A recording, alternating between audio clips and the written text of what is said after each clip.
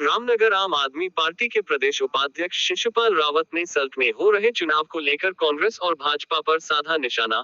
आम आदमी पार्टी के प्रदेश उपाध्यक्ष शिशुपाल रावत ने कहा, कांग्रेस या भाजपा को वोट देना एक भ्रष्टाचार को जिताना होगा। आम आदमी पार्टी के प्रदेश उपाध्यक्ष शिशुपाल ने तंज कसते हुए कहा कि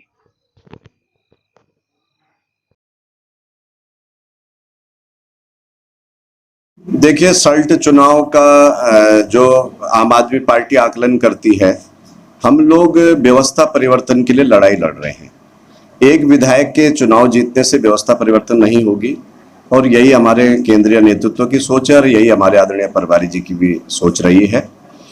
और जहां तक आप कह रहे हैं कि आम आदमी पार्टी ने मैदान छोड़ दिया, जो कांग्रेस के प्रभारी देवेंद्र यादव जी कह रहे हैं, उनको अपनी पार्टी में ध्यान देना चाहिए। आज मैं अखबार पढ़ रहा था कि लिखा हुआ है कि रावत परिवार चुनाव से दूर।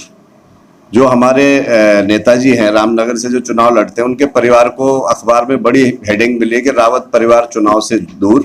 तो उनको अपनी पार्टी पे ध्यान देना चाहिए। आम आदमी पार्टी का लक्ष्य व्यवस्था परिवर्तन का है और आम आदमी पार्टी अब जो चुनाव आएंगे, चाहे वो हरिद्वार में त्रिस्तरीय पंचायत चुनाव है या 2022 का जो चुनाव है, उसको दमखम से लड़ेगी और आम आदमी के सारे लड़ेगी और आम आदमी के लिए व्यवस्था परिवर्तन के लिए लड़ेगी।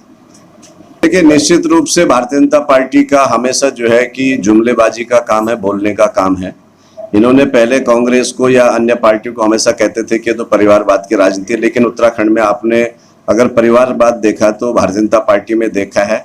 चाहे जो है आपका जो है चमोली का विधानसभा का चुनाव हो, जिसमें पूर्व विधायक की मृत्यु हो गई थी, शाह जी की, चाहे पंत जी जो पिथौरागढ़ का चुनाव हुआ, उनकी घरवाली को चुनाव मैदान में उतारा, चाहे अभी सल्ट का चुनाव खाली बीजेपी के पास काम है नहीं, कोई मुद्दे है नहीं, विकास कार्य कोई 4 साल से किए नहीं है, इसलिए जो है कि सिर्फ वो स्वर्गीय जीना के नाम पे संपत्ति वोट मांगना चाहती हैं।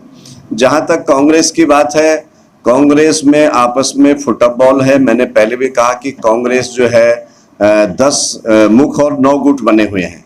आज भी उनके जो सल्ट में चल रहे हैं, सल्ट में 2 गुट निश्चित रूप से आपस में काम कर रहे हैं और इससे जनता को कोई फर्क नहीं पड़ने वाला। कांग्रेस जीते या बीजेपी जीते, दोनों एक हैं, क्योंकि 6 मंत्री के करीब और एक मुख्यमंत्री बीजेपी का, 6 मंत्री कांग्रेस के हैं। कांग्रेस के पिछली बार 9 विधायक जो है भाजपा में चले गए।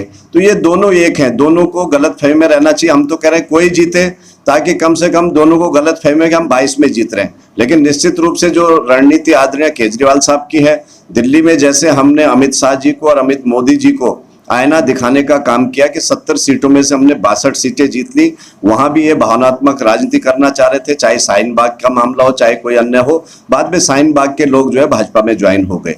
तो अब जो है मुद्दों की राजनीति चलेगी, कामों की राजनीति चलेगी।